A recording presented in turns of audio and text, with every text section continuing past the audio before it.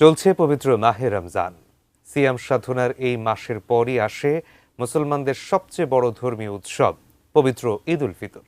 এই ধর্মীয় উৎসব কবে অনুষ্ঠিত হবে তা নিয়ে হিসাব নিকাশ শুরু করে দিয়েছেন জ্যোতির্বিদরা।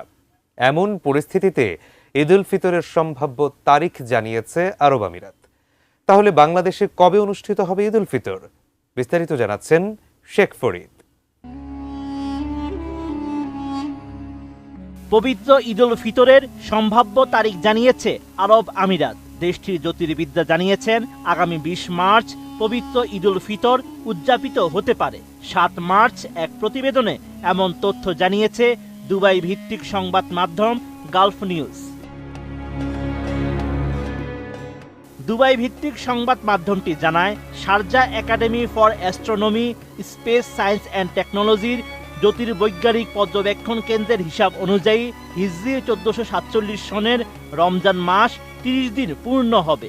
ফলে ২০ মার্চ শাওয়াল মাসের প্রথম দিন হবে। এই দিনই সংযুক্ত আরব আমিরাতে ঈদ উল ফিতর পালিত হওয়ার সম্ভাবনা রয়েছে।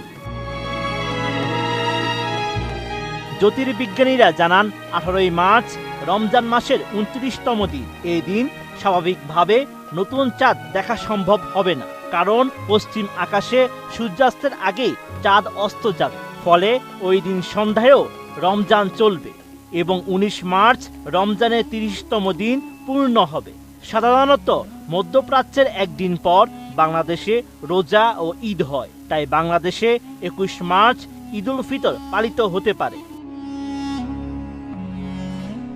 পর্যবেক্ষণ কেন্দ্রের তথ্য অনুযায়ী নতুন চাঁদের জ্যোতির্বৈজ্ঞানিক সংযোগ শারজায়ের আকাশে ১৯ মার্চ ভোর ৪টা ২৪ ঘটবে। সেদিন সূর্যাস্তের সময় চাঁদের বয়স হবে প্রায় ১৪ ঘন্টা ৬ মিনিট। সূর্যের সঙ্গে এর কৌণিক দূরত্ব থাকবে প্রায় ৬.৫ ডিগ্রি এবং পশ্চিম দিগন্তের উপর এর উচ্চতা হবে প্রায় ৬ ডিগ্রি। সূর্যাস্তের পর প্রায় ২৯ মিনিট পর্যন্ত চাঁদ দিগন্তে অবস্থান করবে।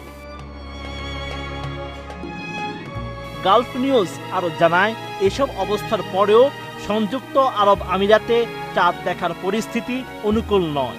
এই সময়ে টেলিস্কোপ ব্যবহার করেও স্থায়ীভাবে চাঁদ দেখা অত্যন্ত কঠিন এবং খালি চোখে দেখা প্রায় অসম্ভব। আর জ্যোতির্বিজ্ঞানীরা বলছেন, উন্নত প্রযুক্তি যেমন ইমেজ স্ট্যাকিং ব্যবহার করে হয়তো চাঁদের ছবি ধারণা করা যেতে পারে। এছাড়া পশ্চিমে অবস্থিত কিছু আরব ও মুসলিম দেশে ভৌগোলিক ও জ্যোতির্বৈজ্ঞানিক কারণে